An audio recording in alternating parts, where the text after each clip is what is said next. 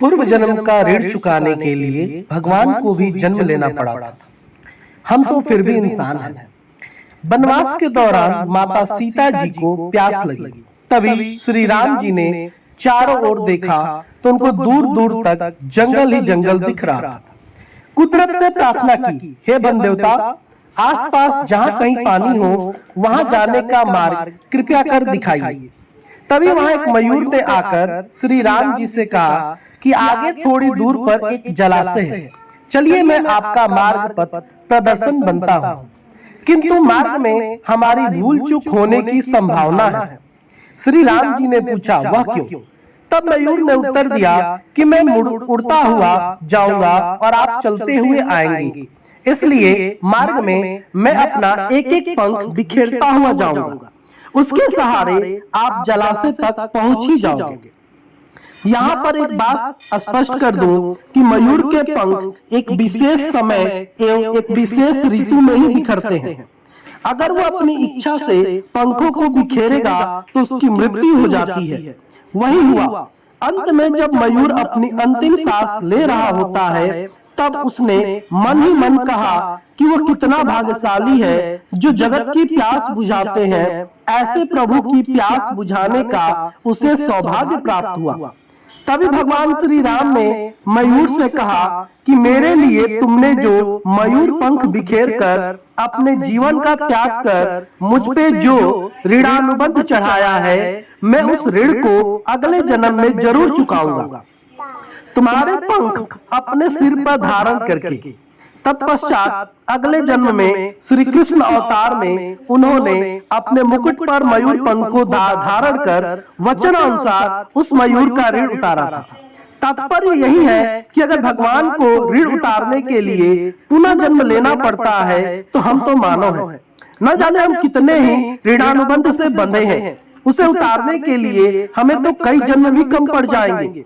अब मैं आपको जो कहानी सुनाऊंगा वो आज की दुनिया की सच्चाई बयां करती है। पहाड़ की तराई में एक गांव है, नागपुर।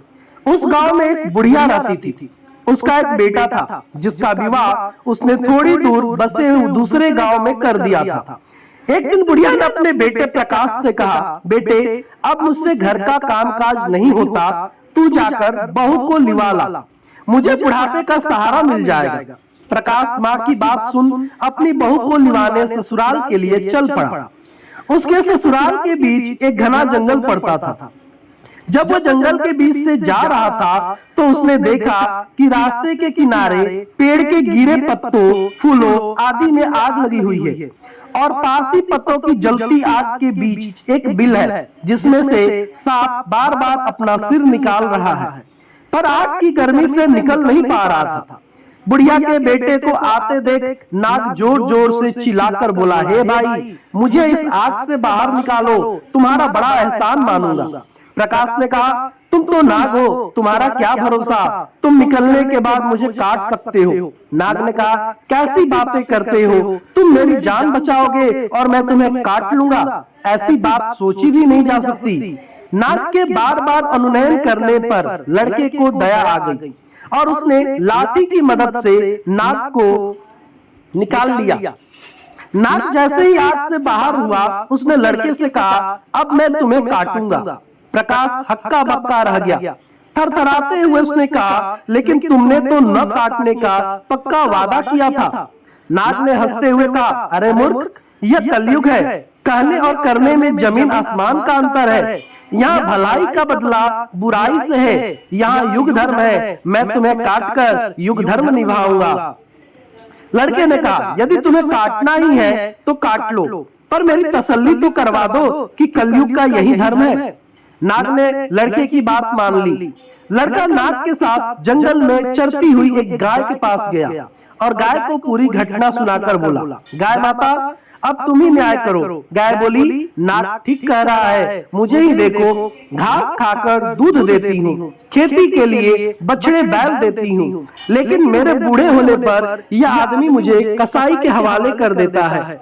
यही इस युग का न्याय है। नाग ने कहा, अब तो तेरी तसल्ली हो गई। लड़का गिड़गिड़ाया, किसी एक से और बात कर लेने दो, अगर उसने भी यही कहा तो मैं तुम्हें रोकूंगा नहीं। लड़के ने सामने एक पेड़ को अपनी सारी कहानी सुनाई तो पेड़ ने कहा, नाग ठीक कह रहा है, मैं आदमी को शीतल छाया और मीठे फल देता हूँ, पर बदले में आदमी मुझे काटता है, आग में जलाता है। कलयुग का यही धर्म है। यह सुनकर लड़के ने नाग से कहा, मैं तुम्हें काटने का विरोध नहीं करूंगा, लेकिन एक अंतिम इच्छा है। जब से मेरा विवाह हुआ है मैंने अपनी पत्नी का मुंह ठीक से नहीं देखा है। तुम मुझे एक मौका दे दो, मैं अपनी पत्नी को देखकर वापस आ जाऊंगा, तब तुम मुझे काट लेना। नाग ने कहा, मंजूर है, पर पत्नी से कोई बात करना ना और 3 घंटे के भीतर लौट आना। लड़का अपने ससुराल पहुंचा। कुछ कदम दूर से ही उसने देखा कि उसकी पत्नी दरवाजा साफ कर रही थी। उसे देखकर उसकी आंखों में आंसू गिरने लगे। उसकी पत्नी उसे इस तरह देखकर अवाक रह गई। वह कुछ पूछ पाती इसके पहले ही लड़का वापस चल दिया। पत्नी ने सोचा जरूर कोई विपत्ति आई है। वह भी पीछे पीछे चलकर नाग तक पहुंच गई। नाग ने फुफकारते हुए कहा, मैंने तो तुम्हें पत्नी से बात करने से मना किया था, इसको लेकर क्यों आए हो? इस पर उसकी पत्नी ने कहा, इन्होंने मुझसे बात नहीं की, ये बिना कुछ बोले वापस चल दिए, तो मैं इनके पीछे पीछे चली आई हूँ। लड़के ने कहा, अब मैं तैयार हूँ, युग धर्म का निर्वाह करो। सांप लड़के को काटने के लिए तैयार हुआ। तभी उसकी पत्नी ने कहा, थोड़ा रुक जाओ, तुम इन्हें काटने जा रहे हो, सिर्फ इतना बता दो, इनके बाद मैं अपना गुजारा कैसे करूंगी? नाग ने कहा, उसका इंतजाम है। इस बिल के 7 फेरे करके इसे खोदोगी तो तुम्हें सोने से भरे हुए 7 घड़े मिलेंगे। तुम्हारी जिंदगी आराम से गुजर जाएगी। लड़के की पत्नी ने कहा, मैं तुम्हारी बात पर कैसे विश्वास करूं? मेरी तसल्ली के लिए 7 फेरे लेकर बिल खोद देने दीजिए। नाग लड़की की बात मान गया। लड़के की पत्नी बिल के फेरे लेने लगी। 7वां फेरा पूरा होते होते उसने अपने पति के हाथ से लाठी छीनकर उससे नाग के सिर पर जोर से मारी। नाग छटपटाने लगा। वह लड़की से बोला, तू तो बड़ी धोखेबाज निकली। तब उसकी पत्नी ने कहा, क्षमा करना नाग देवता, मैं तो आप ही की बात रख रही हूँ। आपने कहा कि यहाँ भलाई का बदला बुराई है। हमें अपने इतना बड़ा खजाना बताया, लेकिन हमें भी तो कलयुग का धर्म निभाना पड़ा और आपके प्राण लेने पड़े। नाग का निर्जीव शरीर एक और धराशायी हो गया। लड़का और उसकी पत्नी खजाना लेकर अपने गांव खुशी खुशी लौट आए। धन्यवाद। ऐसी और कहानियां सुनने के लिए मेरे चैनल को सब्सक्राइब कर लें।